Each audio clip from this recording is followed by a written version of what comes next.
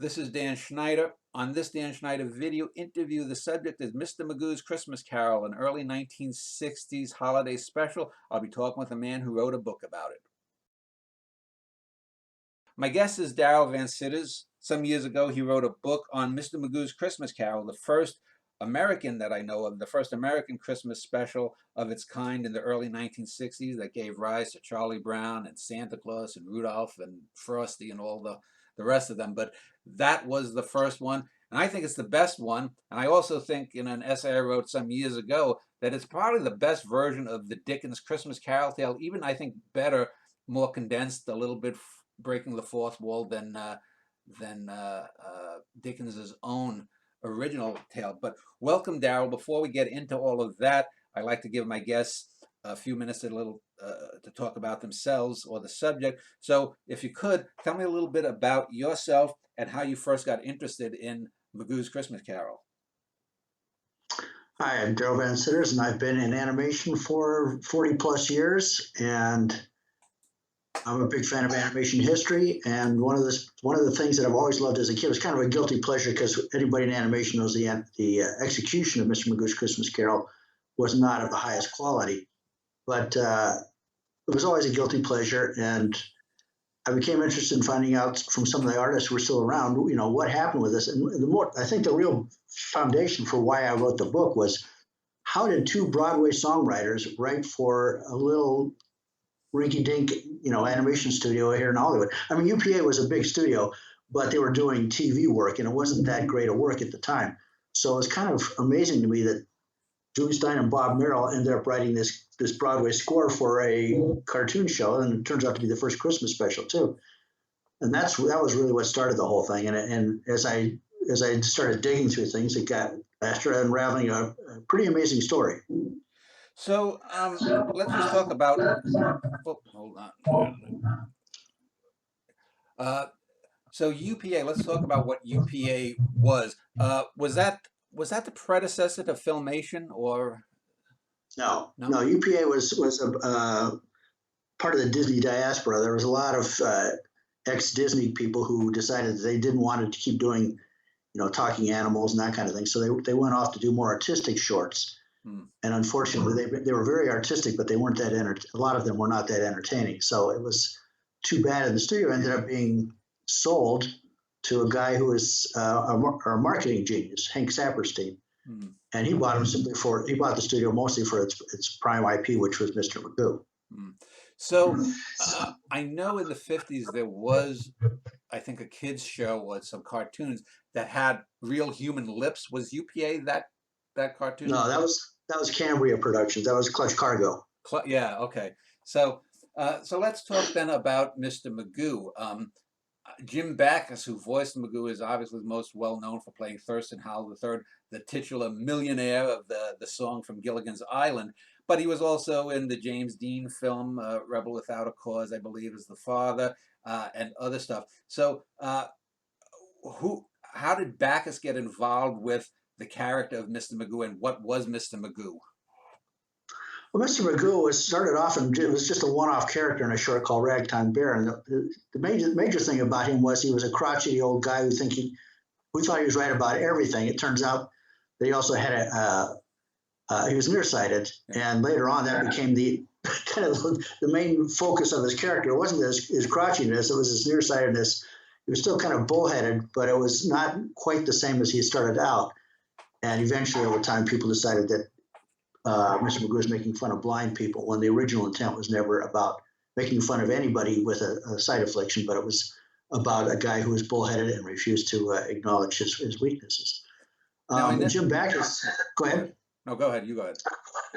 Jim Backus got involved because he'd done a little bit of voice work in the industry, but not a lot.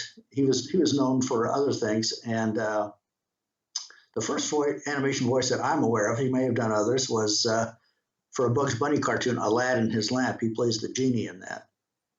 Okay, so regarding Backus, then, when was that first cartoon? And I know there was a TV show that came after the Christmas special. So was he sort of guest starring as a character in other UPA products,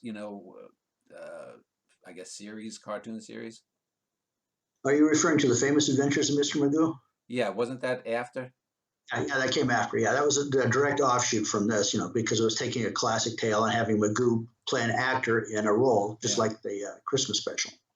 yeah. But before this special, had Magoo appeared in any other cartoons other than the one you mentioned? Oh yeah, yeah. He'd been starring as Mr. Magoo on the UPA theatrical shorts from about when was Ragtime Bear? 1948, I think, which Okay. very close to the time of Aladdin His Lamp too. And he'd been doing Mr. Magoo for probably a decade before this came along. So And so was everybody knew who Mr. Magoo was at the time because of these theatrical shorts. so And was then, oh, sorry, go ahead. after the shorts, they stopped the shorts program. Most major studios stopped their shorts Yeah, program because of Paramount consent decree, and there wasn't any money left to be doing that kind of thing. So then, when Hank Saperstein bought the studio, he decided to exploit the character and do a ton of TV cartoons with it. There was probably more cartoons done in 1 year than had been done in the previous 10, and you can imagine the quality of the work. yeah. Now at this time, the late '50s, this was sort of, I guess, the boom when Hanna-Barbera was taking off. Was the intent for UPA to provide at that time the growing, I guess, industry of Saturday morning cartoons for kids, or was this when they shifted to TV? Because didn't the Flintstones wasn't the Flintstones the first prime time? Uh, It was the first prime time, yeah. yeah, and Rocky and Bullwinkle was, I think, syndicated, wasn't it? And but that had an adult edge, and Magoo also had a certain adult edge. It wasn't like some of the cheap cartoons like Courageous Cat and Minute Mouse that were clearly aimed at kids. Yeah, well, the original Mr. Magoo in the theatrical incarnation was definitely aimed at adults. When Saperstein started producing them for TV, they definitely were aimed at kids. It was he created syndicated packages to distribute to stations all over the country, and they usually ran them around the 5 o'clock hour just before dinner. Hmm. So it was definitely aimed at kids. That one was.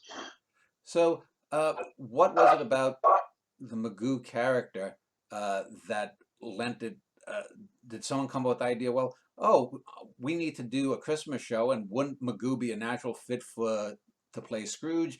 Or were they gonna do a Christmas special at all? And someone said, why don't we use Magoo? How did the two get intertwined? Well, Leor Gell got hired by Hank Saperstein to help exploit the IP that he had just bought. And Leor Gell's idea was based on having seen he came from New York. He was big in the theater scene. He worked at Capitol Theater. His wife worked for Rodgers and Hammerstein. So he was all over musical theater. And just before this had come out, of course, there was musical Oliver. Hmm. So it occurred to him that why don't we take A Christmas Carol and put Magoo in it and see if we can get it sold. The idea was that British musicals were British properties were taking off. If you look at, there's a lot of them that around that time that took off, and he thought this was a good fit for the character of Magoo. We could cast him as Scrooge, and then he later on decided, or as part of the original project, he decided that maybe we could exploit the other slightly exploitable character at UPA, Gerald McBoing-Boing, and they cast him as Tiny Tim. Yeah. Now I remember Gerald McBoing-Boing, but he was a little bit before my time. I was born in '65. So did he also have a television show, or was he strictly theatrical? Yeah, he had 5 theatrical cartoons, and then they packaged. They came up with a package at UPA for CBS called the Gerald McBoing-Boing Show, and it was a TV show. And And it wasn't that he didn't have necessarily any adventures. There was a lot of other character or a lot of one-off shorts that were produced for the Joe McBoing-Boing Show, and they were very artistic and didn't really take off either. And they ended up having to stop making that too. now was Gerald McBoing-Boing? I remember there was like an Oscar-winning cartoon, or it was nominated or something. I don't know if it was the McBoing-Boing character, but it was. It may have been a Looney Tune or something, with lines, or someone coming out of a fountain pen. There was a character back, I know, in the silent era, that came from a fountain pen, a cartoon character. What was the McBoing-Boing I guess, gimmick, if you would, that made that character popular? Well, it started as a record by Dr. Seuss, believe it or not, before he became Dr. Seuss. He Oh, created okay. a record called Journal McBoing-Boing, and UPA got a hold of it and said, this would make a great short. So they took it and developed it into a short, and then it became very successful. So they did, I guess, four other ones. And then CBS liked it well enough that they bought it as a show. So, so they get the idea to do A Christmas Carol. Um, and one of the things that's interesting is of all of the 1960s era uh, Christmas shows, I think only the Rankin Bass, I guess we'd call puppetronics or animatronics. Those shows were an hour. Most of the stuff that was actually hand drawn, whether it was Charlie Brown or Frosty or the endless other The ones, were Grinch. half. Yeah, the Grinch were half hours. Uh, was there a specific reason it went for an hour to rather than a half hour, or was it too short at a half hour? Yeah, you couldn't tell that story in a half hour. In fact, for the 50th anniversary, NBC decided to air the Mr. Magoo's Christmas Carol, but they decided now that hours are only 44 minutes on Yeah. broadcast TV, they would cut 8 minutes out of it, and at 44 minutes it was incomprehensible. So I can only imagine what it would have been like if you cut it down to 26 at what would have been the original half hour. Yeah, and was it the whole framing device of this being a Broadway show? Because I remember as a kid seeing the original where he's driving to the theater. You get sort of little asides here and there, and then at the end they come out and take a bow. And I also saw the Bowdlerized versions where, like as you mentioned, I guess in the late '90s here or there, if I just happened to come across it online. What prompted them to do the work within a work, the make it the characters acting rather than just being the characters? Well, like the guy who came up with the whole concept, Lee Orgel, wasn't sure that audiences would accept Mr. Magoo as Ebenezer Scrooge unless they had framed it with some wraparounds about Magoo being an actor playing a part. Hmm. I think nowadays people wouldn't have any problem with that. But at the time, everybody knew Mr. Magoo was a different character. He was the crotchety old guy from these shorts. And to suddenly see him playing a role in classic literature was probably too big a leap at the time. So that's why he came up with the whole wraparound idea. And other than other than the fact that there's a sort of little meta contextual thing with that, what's notable is that they didn't do it as a straight stage adaptation. They made it a musical. So you have a musical that's meta within a cartoon, which gives it a kind of thing. And the songs were, as I recall, all good. As I'm looking at the song list here, it starts with "The Great to Be Back on Broadway," which is when he's as Magoo going to the theater. "Ringle, Ringle," that's a good one. "The Lord's Bright Blessing," I remember that one. "Along the World." "We're Despicable" is one of the funniest songs there with the three characters Yeah, when he's dead and rifling through his things. "Alone in the World" was the one where he's a little boy, Scrooge. Um, back at uh, school. yeah, and so tell me a little bit about the songwriting team. You said they came from Broadway. So how does a songwriting team that is working on Broadway get hired? Was it simply a monetary job, or was it like were they involved from the very get go, or did they initially want it to be a musical? Leo Orgel wanted it to be a musical. And you also have to remember that Rodgers and Hammerstein had done Cinderella for TV around this period too. So there was incentive for it, and because his wife had worked in the Richard Rodgers office, he had an in to Richard Rodgers. So the first person he approached was Richard Rodgers. Said, "Would you be willing to write this animated musical for me?" And Richard Rodgers thought about it and thought about it, and he finally said, "No, I just don't have enough time to do it. So I'm going to pass." But he turned him on to some other people. One of them was, God, I'm going to blank on the names now. Forrest and anyway, he sent him to Frank Lesser, Guys and Dolls, and he sent him to Forrest and I can't remember the other guy's his writing partner. And Frank Lesser said, no, no thanks. It's not for me. And he would just come off a guy, how to succeed in business. So he had plenty going for himself. The other guys, they write Kismet, I think. Anyway, the last people he approached were Stein and Merrill, who and Stein and Merrill were busy at the time because they were writing Funny Girl. But that had a lot of problems. It had a long gestation and it was taking forever and there was constant slowdowns. So when Lee approached them, they had some downtime on their hands. And I go into this more in the book, but they did need the money, particularly Julie Stein, who had a gambling addiction.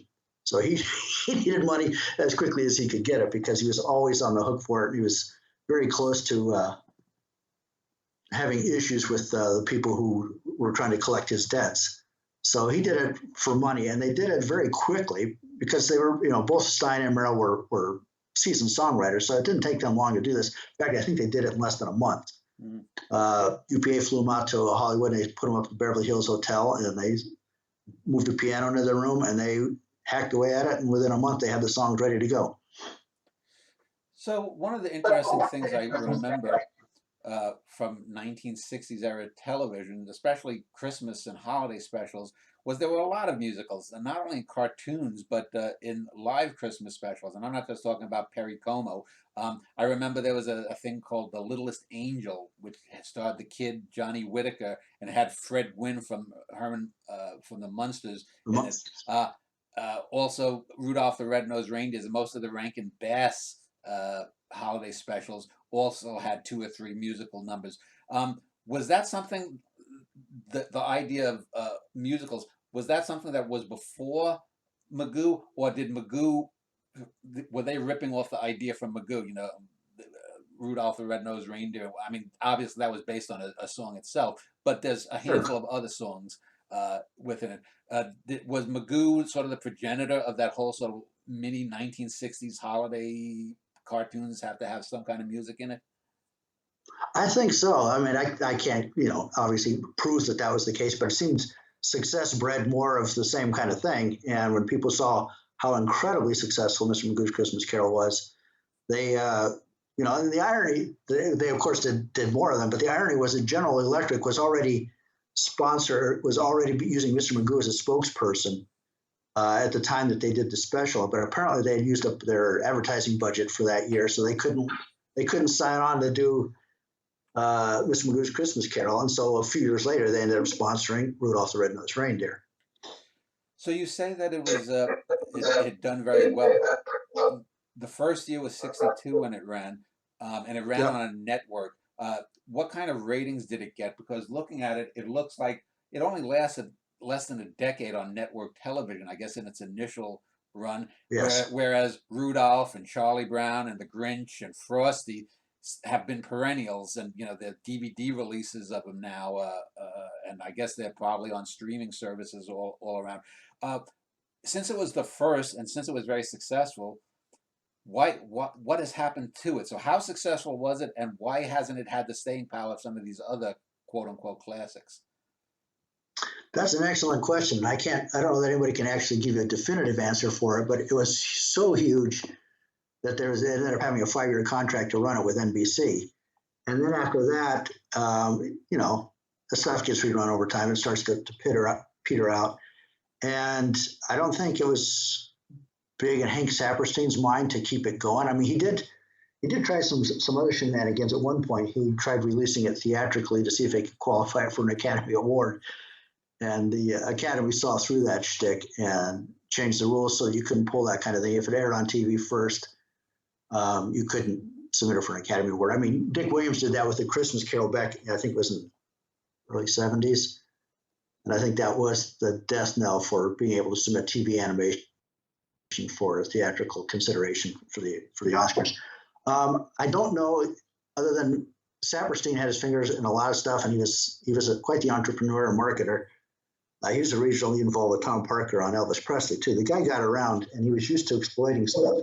I don't think this, as Magoo started to fade from everyone's consciousness, I think that was part of it, too. And I don't completely understand why it faded so much, because of all of them, I think it's the strongest. It has the most heart of all of the specials, but faded did, to the point where when it came out on video in the whenever home videos took off, it had a faded print. It was really a crummy print, and that's what everybody could get on home video, whether it was VHS or DVD or Laserdisc or DVD, whatever. It was a faded print. It was around forever. And then after I wrote the book, I talked to Classic Media, who owned it. I says, "Can we do something about this? Can we get a better print out there?" And to Eric Ellenbogen's credit, who was running Classic Media, he said, "Yeah, let's go back, let's do it." And so they went back to the original negative and created an entire new print of it. And now for the first time, I mean, once that came out, it was the first time in 45, 50 years that you could actually see what the real colors were when it was broadcast on NBC. It was gorgeous, but it took that long, and because it had fallen into, people didn't care about it. So nobody thought it was worth spending the money to go back in and restore it, which was a real shame because the colors in it are gorgeous. Do you think that it was maybe too adult? That the whole thing with the musical within the meta context with this and Dickens and the fact that the Dickens story, I mean, it's not a children's story, whereas Charlie Brown and the Grinch and Frosty and Rudolph are all, as well loved as Charlie Brown is, it's still basically aimed at kids. I mean, there are no adults in it. Do you think that Magoo was, in a sense, too good, too literary, if you will, too artistic? Yeah, I don't know if I would necessarily use those words, but I think you're onto something there. Maybe too adult. The nature of the story was far too adult for the children's market to be a perennial, which is, again, it's a shame. I don't know what that says about everything, but it is a shame that may have been the case. Yeah. So, you mentioned that a TV show was then spawned from it. Usually nowadays we would think if it did well, we have Christmas. Let's do a Magoo 4th of July special. Let's do a Magoo Easter special. Let's do a Magoo Columbus special. Let's do a, Magoo whatever, and have, the top 10 holidays. Was there any idea for doing an Easter or an Independence Day special? And what put the kibosh on it, if not? If so, well, the original intent was, after that did so well, was Saperstein was smart enough to go turn around and sell NBC The Famous Adventures of Mr. Magoo, which was based on literary classics, and with Magoo starring in these various roles. And he was already had a lot of screen time because he was doing GE commercials too.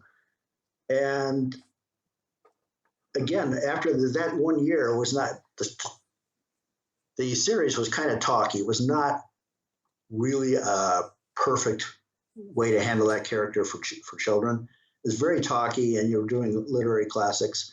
And I learned a lot about literary classics as a child from it, but it only lasted one season, so obviously it wasn't the hit that they were hoping for. Yeah. And then it kind of faded, and then the next time it came back was for the bicentennial. Saperstein managed to sell, I think it was NBC again, on Uncle Sam Magoo, which is sort of a 4th of July thing, sort of not. But it was his idea, not Lee Orgel's, but Lee Orgel came back to produce it. And it's a much thinner concept, and I don't think it holds up nearly as well. Darryl, let's talk a little bit about the actual show then. I'm sure you probably know too that you're going to condense something down. Some things get tossed out. Some things are given more prominence. Some things I know are switched around. So what were some of the major changes, other than making it meta, to the actual story? What major characters or scenes were dropped from the Dickens novella that didn't make it into the quote unquote Magoo cut? Right. Well, they did actually. To their credit, they tried to tell the whole story. The script has it, and they storyboarded a lot of the sequences that didn't make it to the final, simply because they didn't have enough time. Fred, his nephew, is completely missing from this, and he played a key part in the original book. His childhood with his sister, where he's abandoned at school, and his sister, is there. All of that stuff is gone. Seeing Belle's life without Scrooge in it is gone. And then of course Fred coming back at the end. All of that stuff is missing. There's a lot of stuff that's missing, and they reordered the ghosts a little bit too. All that being said, what you got there is a very tight little story, and it seems to work fine even without those pieces, which I think is pretty incredible considering what was lost. Well, yeah, and that's one of the reasons when I reviewed this some years back, I think that it got rid of some of the stuff that was kind of dull, and I think you get the emotional resonance that might be lost from some of those scenes with these great songs. I mean, the songs Yep. act as sort of emotional lubricant, if you will, that cuts down what would have, if you animate it, might have been a 10 or 12-minute digression into just a 2-minute song. Yeah, and I think it's a lot more by condensing it. You get a lot more firepower out of it too. It speaks more volumes. I mean, "Winter Was Warm" is a very powerful song. I think visually it's not as powerful as it should have been, but and obviously they felt that was the centerpiece for the whole thing because that's the theme music, the end and the credits, the end or the titles, the end credits, and obviously there's a song which was actually quite a bit longer when it was recorded. And they cut it down, but yeah, I think every song really says pages of dialogue in just a few minutes. So you mentioned the Gerald McBoing-Boing character, and McBoing-Boing was a UPA staple. What other characters from UPA were there? Because I read that there was some other or some of the characters in the Scrooge tale were based or played by, if you will, other UPA characters. Hmm. I'm not aware of any, to be honest. No? Okay. Did you have any in mind? I was Maybe just I'm looking here. forgetting something. Where is it here? We have more answer. I might have lost it, but let's see. Where did it say? Let me look down here. I'm looking on the Wikipedia page and then the another page, but it says that there was Mr. Worcestershire. That there was a character named Don't know. Worcestershire in the Magoo. No, okay, all right. Uh, Uh, So one of the things it opens with him getting to the stage, and we get the Ringle Ringle thing with Bob Cratchit. What is uh, of all of these sort of scenes? You mentioned that the ghosts are out of order. Were some of the other scenes out of order too, or like the bell scene, or the scenes where he's at the blackboard with his back turned with a dunce cap, I think it is, or he gets in trouble. What other changes to the actual Dickens tale were made, if any? I think that the main reordering was with the ghosts, and everything else seems to track pretty closely. Although, if you watch the film, he's Scrooge is very worried about his future based on what he's seen on the past, and the ghost of Christmas past tells him as he's pleading with us, says one shadow more, and then there's a big cut, and it doesn't make any sense the way it's cut, and then it's the two of them again, and the ghost flies off, starts laughing at him, and flies off, and clearly there was a whole sequence there, and I don't know why they didn't animate a better transition between those two, or find a better way to cut that, because obviously there's something about one shadow more, which I think would have been going to see what life was like what Bell's life was like without Scrooge. And it's a very jarring moment. Well, if you pay attention to it, for decades, everybody's just kind of waltzed right through it. But I think that's the most egregious example of something missing in the film.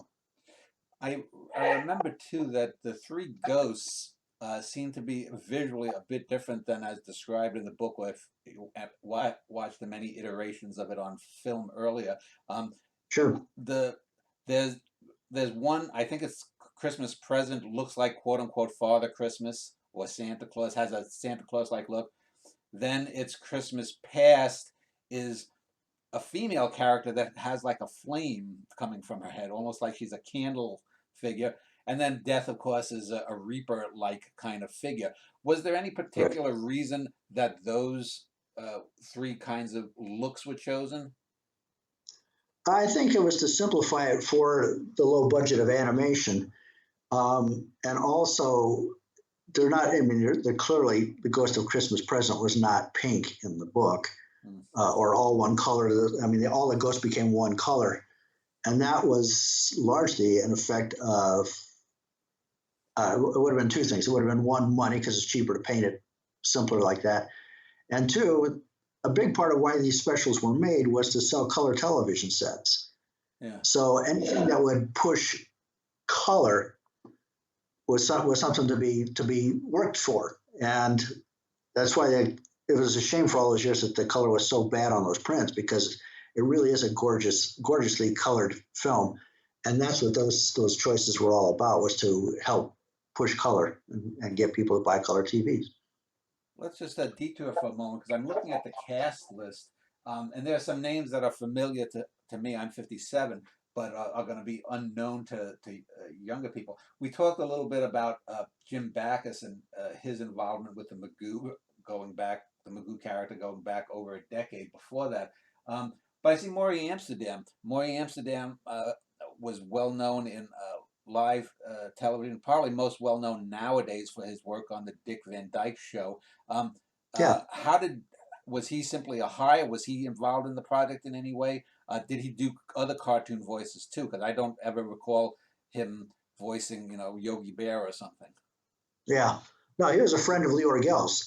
That's how that came about. It was a family friend, and they would go to each other's houses and spend special occasions together and all that. So he agreed to do it for Lee, and I think he's credited with several roles. But I think there's only one role where once the three bankers talking about the memorial service. There's only one voice in there that I can pick out as Maury's. I don't pick out other ones in the film. Okay. Yeah, And they could have been that they just got cut. It says he plays Brady and James. Yeah, yeah, both. But it's hard to tell if he actually did both. One of them is very much his. It's a pitched version of his own voice. Now, but he got to use his family friend. Another interesting character actor that's here is Jack Cassidy. People might not know that, but he was the father of David Cassidy and actor Sean Cassidy. He was married to Shirley Jones, who's probably most well known for Oklahoma and the Partridge Family. But he often played bad guys, and here he's casted, looks like, as Bob Cratchit and Dick Wilkins, with one of Ebenezer's friends. I would not have ever known the voices. That he did a good job of disguising it. He did. I mean, it doesn't stand out as Jack Cassidy. He plays the everyman role perfectly in that. Yeah. And I think he was in one of those spots in his career where his wife was doing quite well and he wasn't doing so well. And so Shirley was very, very supportive of him getting this role, and was, Lee went over to visit them at their house and the whole bit. I think he was inspired casting, because he actually is a great singer in this and brings a lot to the role. Yeah, which I was going to ask, but we talked about some of the songs, and probably the most memorable song for me is the three wretched characters that are haggling over their head, and you see their voices, and you see their tonsils or whatever when opening. Were the same actors who played the people scavenging through Scrooge's remains, were they also the people who sang the roles? Yes. Joan Gardner, she played the charwoman. She was one of them. And let's see who else was in there. It says Joan Gardner played Tiny Tim and the Ghost of Christmas Past. Okay. Yeah. Yes. Also, in addition to playing the charwoman, yes, okay. She was quite versatile. In fact, she was in some of the later Rankin Bass specials too, like in Santa Claus is Coming to Town. Yeah. Thompson Kringle and First Toy Maker of the King, all that stuff. Let's see who else was in there. Paul Frees, of course. And Paul Frees played two characters. He played both the Undertaker and the pawnbroker, but he couldn't sing for both parts. And Julie Stein insisted that everybody sing live, that nobody come back and double track later. So Royal Dano was tapped to sing the part of the pawnbroker, and he didn't feel he was a strong enough singer, so he got a lot of coaching from Julie, and actually had Julie record how he wanted him to sing it, took it home, practiced it, and came back and recorded it so that they would have 4 live singers. And the last singer who played the what's the little lady one? Not the prayer woman. The one says, "I got his curtain rings." Anyway, Oh yeah, that was voiced by Laura Olsher, and she couldn't sing at all. Somehow she got the gig, but she couldn't sing, so they just relegated it. It was supposed to be a 4-part harmony. It ended up being a trio, and they Julie just improvised on the spot and just had her sing all the la la la's. Now you mentioned Royal Dano. Is he? I know he was a character actor back in the 40s and 50s and whatnot. Is he related to Paul Dano, the actor currently? That's a good question. I think so, but I don't know that for a fact. Okay. I don't know that for a fact. Now, but he was a well-known character actor at the time. Yes. Now the he has a big resonant voice. He plays Jacob Marley. Yeah, yeah, and that's also one of the interesting characters. That the other character, the other actor that stands out for me is Les Tremayne, who had like a 60, 70-year career. I mean, from soap operas to film noir. I think he was in War of the Worlds, the 1951 film, as a general or something. Yeah. Was he another family friend, or because I mean, not that these were huge names in Hollywood, but for a small studio, you know, that it's quite an impressive cast. How did Tremayne get tapped? That question I was not able to get an answer to, because Les was gone by the time I was doing this, and I did talk to his wife about it, and she couldn't tell me how he got that particular role. I assume it was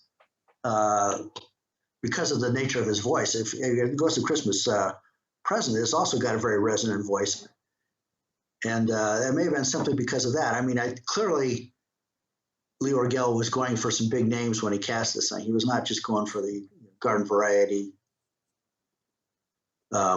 main actors.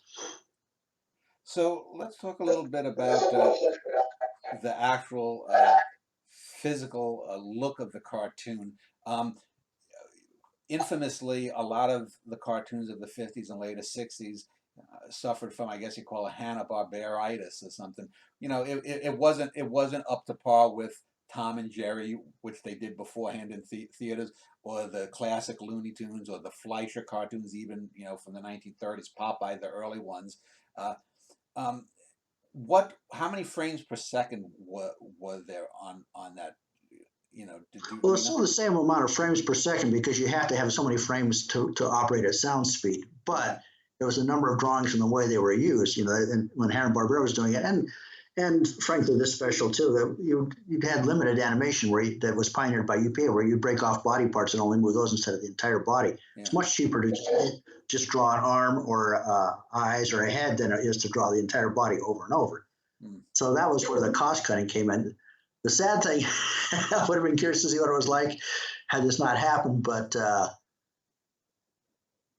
Hank Saperstein got $1 million budget to do this special.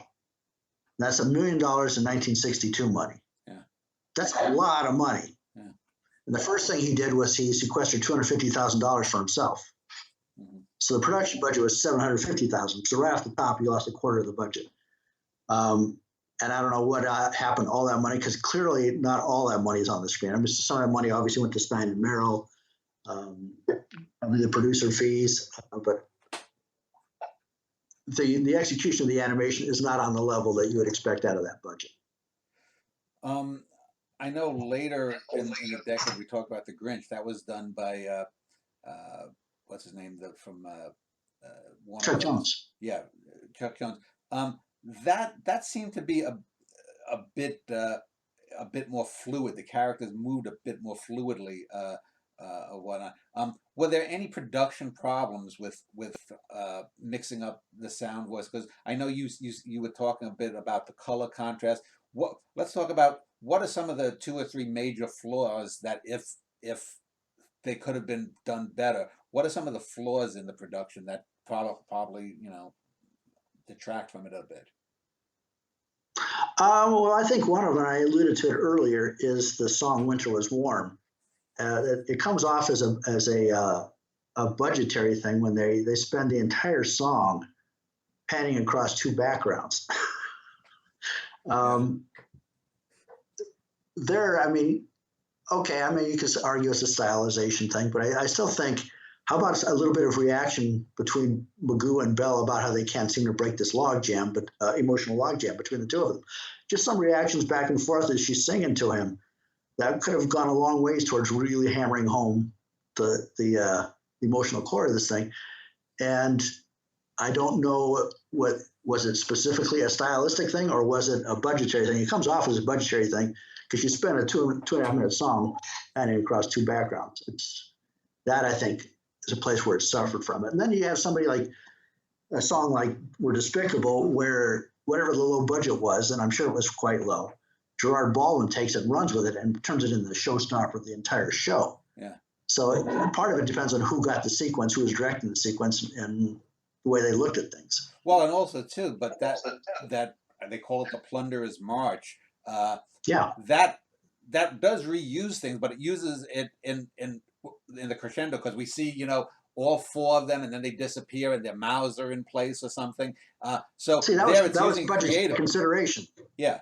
I mean, Gerard was being creative. He knew he didn't have the money, so he would do things like that.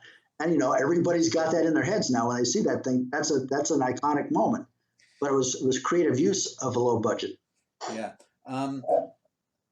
So let's talk about how the ending. We talked about some of the differences between the source material and whatnot. Obviously, this one, you know, he goes through the same thing. He sees the grave, his own grave there, and he goes back. He buys the turkey, and it's Christmas Day. Basically, it's the same. Maybe a few little minor scenes are missing. And then when we get to that, it sort of ends. I think for me, one of the things that's a little bit odd is they go back out to the real Magoo world here, and he starts wrecking the stage after they've taken a bow. At least in the original one, it's probably not been seen that way for the last 40 years. What was that all his plan, that it would come out, and how does it actually end? The actual cartoon, does it end with the wreck stage again? Because I don't have that in mind. Yeah, it does, because the idea is that we're back in Magoo's world, and he's kind of the bumbling, nearsighted guy that causes chaos around him. It's funny that's the beginning and it's the end, and yet they managed to go most of the Christmas Carol without referring to that, because I mean he's clearly got some nearsighted issues here and there when he's looking at the door knocker and stuff like that. But the only place he really comes off as Magoo in the short or in the film is when he's about to go outside and he walks past and he sees himself. He sees the bust of himself and says, "Oh, I should put something on." He goes, puts his hat on, and goes outside. That's the only time they do a Magoo shtick in the entire thing, except for the wraparounds. Well, wasn't there? Maybe I'm misremembering, but since it was an hour long, about half hour, you know, when you have an hour-long TV show, midway through you have the double length for the commercials. There's, you know, instead of, if there's 2-minute commercial break, it's going to be 3 or 4 minutes there. When they come back from the middle, isn't there a scene with him as himself looking somehow? I wasn't there one other moment within there in the original, or maybe I'm just misremembering. Yeah, no, there wasn't one. Although I think at one point there was stuff written there. He even had a personal dresser and stuff like that they would come back to in the original script. But eventually they got around to just keeping it all within that world. The only time you might have seen anything remotely connected to that would have been the Timex commercials. Daryl, you mentioned earlier, or we talked earlier about the influence of the show on Magoo, that he, you know, a 1-season deal for his historical adventures as other characters. But this was 62. I think Charlie Brown, no, I think Rudolph came out in 64. Charlie Brown in 65. Grinch in like 66. Grinch in 66. Frosty in 67. So every year there seemed to be, for about 10 years afterward, a new thing, a new Christmas special. The Rankin Bass had another one. Charlie Brown, I think 20 years later, got a second Christmas special or something. So, is there a through line from Magoo through all of these? Did these other Rankin Bass and what was his name, Charles Schulz? Did they all see this and say, "Hey, they did that. We could do." It was it. There are a lot of bandwagon hopping because of Magoo. I think it'd be more of the successful Christmas special. I don't. I mean, Magoo obviously was the original originator of it all, but I think it was just the popularity of those things. They did very quite well for their networks and their sponsors. So that's why they kept doing them. When you look at, especially let's say the first 10 years or so, the 60s of what came out there, the ones I just mentioned, how do they compare in your mind to Magoo as, I mean, as actual specials? Famously, I guess, like we said, Rudolph was based on a song. Charlie Brown is anti-commercialism. The Grinch was Dr. Seuss, and how do they, as individual works, do you think compare to Magoo, the Magoo special? I think they're all really solid. In fact, they're all favorites of mine. Everybody's got their favorites. I think for an emotional core, I think the Magoo special is hands down the best. Although good follow-up is Charlie Brown Christmas. The irony, of a character bemoaning the commercialization of Christmas is something that's run on commercial TV with commercials between the various segments. So you're ranting against the commercialization of Christmas. They're actually exploiting it. So Yeah. that's the irony of that one and the Grinch.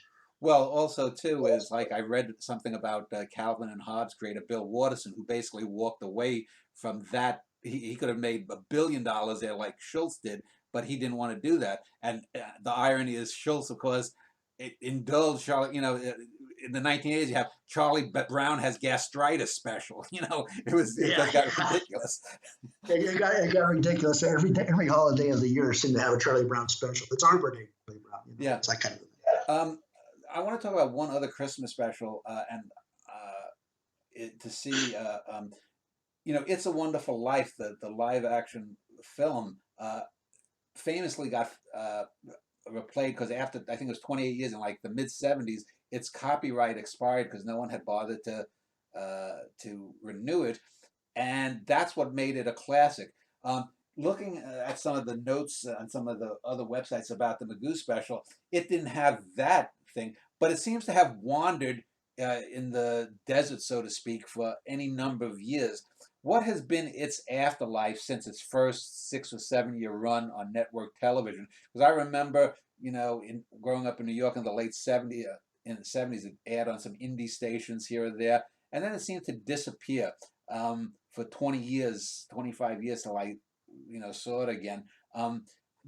Do you think that it could ever have a kind of revival? Because you hear another one is the Christmas Story movie with Peter Billingsley is another one that started off slowly and has become a classic. It seems that Magoo started off gangbusters and has faded. Do you see a sort of any kind of critical or public appreciation for it coming back into quote unquote the TV special canon? That's a good question. I don't know. I had high hopes for it on the 50th anniversary that maybe we could kickstart this thing again. But then when NBC cut 8 minutes out of it, and it was almost impossible to follow, I didn't think anybody was going to be a convert to that because they couldn't follow the story. Yeah. Those who are aware of the special are diehard loyalists, and they will seek it out, even though it's been very hard to find. Every so often I'll get questions on Facebook, where can I see the special? And the answer is it's usually on Peacock now. Okay. But network TV won't run it anymore. So that's part of it. I don't think it's ever been picked up, in the 25 Days of Christmas thing on ABC or Family Channel or whatever freeform it is, whatever they call it now. It was never part of that. And, when I was working with Classic Media, I had hoped that maybe we could somehow get it back in everybody's eyes, in front of everybody, but I don't think we've been successful at that, and it's a real disappointment for me that it hasn't. We did get a Blu-ray out of it, and it looks great, and it's a wonderful DVD, but you have to know about it and want to see it in order to get it. If you don't, if you're not aware of it, you're certainly not going to pick it up. Yeah. Now, looking at it, there's nothing that to the eyes of the 2020s would be offensive. I mean, famously or infamously, a lot of the Looney Tunes had caricatures of black people during World War II. I think there was something like, was it Bugs Bunny nips the nips, that kind of Yes, thing. yes, yeah, yeah. There's nothing that I recall being inherently bad in this special. There might have been a couple of shows of the Magoo show that came afterward that might have displayed, African or Polynesian culture in a bad light. I don't recall, but so it's not that sensibilities have changed with that, is it? No, I think a lot of it is just that people don't even know who Mr. Magoo is right now. Yeah. And whether that's good or bad, I don't really know.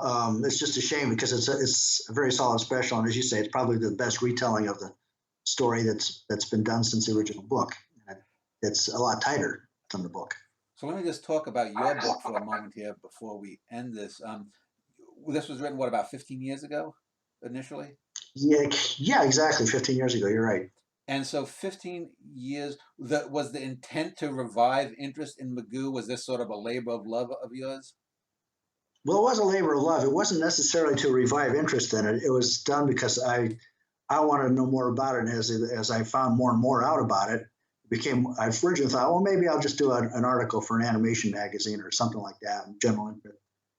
And the more I found out about it, I says, this really needs to be a book. And I was hoping somebody else would write the book, but nobody wrote the book. So I figured out, well, I've never written a book, but I'll write it. And I've never put together a book. I've never published a book. I've never distributed it. I've never sold it. I didn't know any of that kind of stuff, but I did it all because it was a labor of love. And I felt strongly that this was a very compelling story that people needed to know about. And then I managed to sell out the first printing, the second printing. And then a few years later, I said, why don't we do a 50th anniversary? Because I found a lot more artwork since I did the original edition of the book and a few more photographs, things like that. So fortunately, the families were interested in helping me fund that. And they all got paid back because we did a 50th anniversary edition. It was only available in hardcover in a slipcase. And that was, I think there was 250 copies only of that kind of thing. And that sold out too. And after that, I thought, well, it is what it is. Let's just let it go. And then I kept getting requests from people, where can I buy your book? And I said, nowhere. So a couple of years ago, I said, I'll go back and we'll do a print-on-demand version of this. It'll be soft cover, but we'll do a print-on-demand version of the 50th anniversary edition. So if you buy the print-on-demand version, the paperback, you get all the extra goodies that were not in the very original printing. So you get a lot more artwork and a lot more photographs. Let's just talk a couple more things. You said that the last Magoo special was something having to do with the bicentennial. So it's been now, what, 45 years or more since there was any new Magoo product. Is that so? Largely. I think there was a series done for France, and then there was obviously a Leslie Nielsen live action movie. But in general, he has not been used either as a spokesperson. Now, there was one NutraSweet commercial I remember back in the early 90s that was done. But generally, he's kind of faded away from pop culture. And so that also makes it harder to sell. Yeah, and that Leslie Nielsen movie didn't help. No, it doesn't. Let me just ask about Magoo as a character, because if you look at the kids today, they have all of these cable characters that, I mean, I vaguely know of, like Rick and Morty, and that kind of thing. But the kids today, they don't know about Popeye. They don't know about Betty Boop. They don't know about Felix the Cat. Tom and Jerry, maybe there's a few people in their 30s or 40s who might vaguely recall Tom and Jerry. Even Rocky and Bullwinkle are barely known. The Flintstones are only known because of the cereal brand after them. Do you think that, number one, do you think that Magoo is in that category, that this is a character of its time and there's no hope for it ever coming back? And what makes the difference between Bugs Bunny and Mickey Mouse surviving and Bullwinkle and Mr. Magoo being products of their time?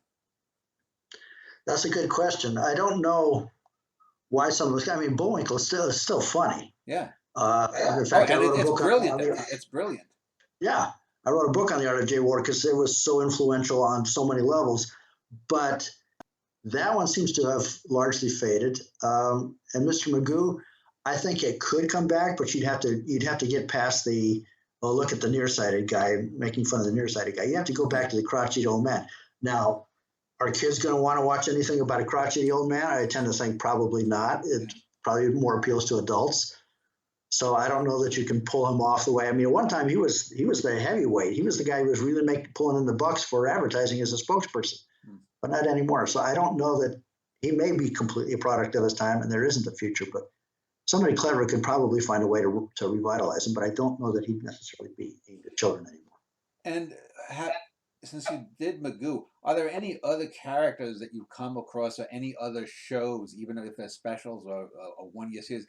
What other uh, cartoon characters do you think are in that Magoo category that, well, not the Magoo, that they could be revived? Is there anything that out there that's a gem that you know?